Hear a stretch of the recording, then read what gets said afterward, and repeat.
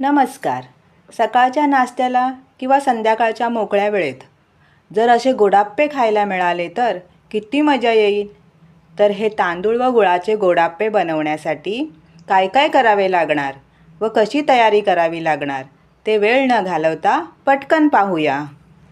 त्यासाठी प्रथम 1 वाटी रेशनचा किंवा कोणताही तांदूळ निवडून घ्यावा. तो 2 ते 3 वेळा पाण्याने स्वच्छ धुवून घ्यावा व 5 ते 6 तासासाठी भिजून ठेवावा. 5 ते 6 तासानंतर मिक्सरच्या एका मोठ्या भांड्यामध्ये तो सर्व तांदूळ थोडा थोडा करून व त्यामध्ये जास्त पाणी न घालता रवाळ वाटून घ्यावा. अशा प्रकारे थोडे तांदूळ घ्यावे व थोडे पाणी घालावे आणि मिक्सरमधून वाटून घ्यावे. पहा, पीठ वाटून झाले आहे. पीठ जरा जाडसर व रवाळच वाटून घ्यावे. आता हे सर्व वाटून घेतलेले पीठ एका भांड्यामध्ये काढून घ्यावे. आप्पे बनवण्यासाठी ओलं खोबरं लागणार आहे, त्यामुळे नारळ किसून घ्यावा. साधारण अर्धी वाटी ओलं खोबरं लागणार आहे. गुळाचे आप्पे करणार म्हटल्यानंतर गूळ लागणारच. गूळही चिरून घ्यावा. साधारण पाऊण वाटी गूळ लागणार आहे. त्याचबरोबर 2 पिकलेल्या केळी लागणार आहेत. केळीच्या साली काढून किसणीवर केळी किसून घ्यावी किंवा एखाद्या चमच्याने स्मॅश करून घ्यावी. अशा प्रकारे स्मॅश करून घ्यावी. आता वाटलेल्या पिठामध्ये चवीपुरते मीठ घालावे. चिरलेला गूळ घालावा. 2 चमचे पांढरे तीळ घालावे. किसलेलं खोबरं घालावं. स्मॅश केलेली केळी घालावी व वेलची पूड घालावी. त्यानंतर हे सर्व एकत्रितपणे चमच्याने फिरवून मिक्स करून घ्यावे.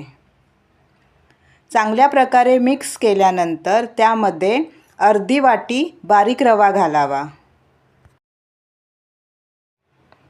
व पुन्हा एकदा चमच्याने चांगल्या प्रकारे फिरवून मिक्स करून घ्यावे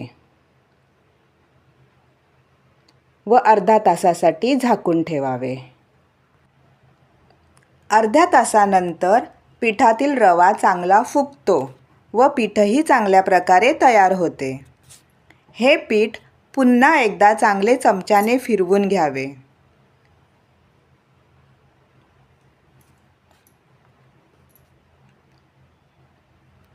आप्पे करण्यापूर्वी पिठात अर्धा चमचा खाण्याचा सोडा किंवा इनो घालावा.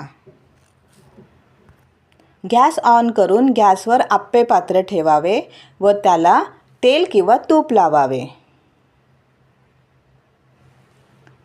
व त्यात तयार केलेले थोडे थोडे पीठ घालावे.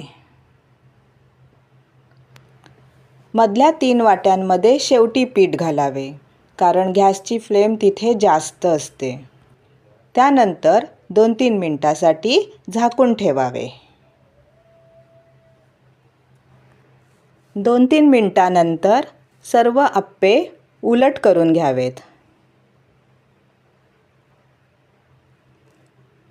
उलट केल्यानंतर दोन्ही बाजूने चांगले खमंग भाजून घ्यावेत.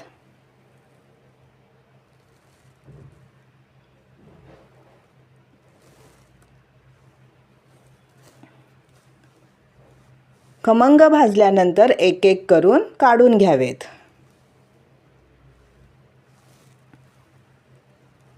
जर आपल्याला वाटले की ते भाजलेले नाही आहेत तर त्यांना अजून थोडा वेळ ठेवून चांगले खमंग भाजून घ्यावेत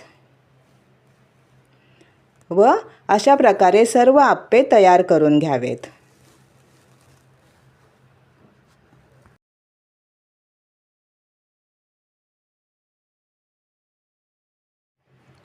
पहा, अशा प्रकारे सर्व आप्पे तयार करून घेतलेले आहेत आणि त्यांचा रंग देखील खूप सुंदर आलेला आहे. सकाळच्या नाश्त्याला किंवा मधल्या वेळी खाण्यासाठी गोडाप्पे हा एक उत्तम पर्याय आहे आणि एकदा जरूर करून पाहावा व सर्वांनी खाण्याचा आनंद घ्यावा.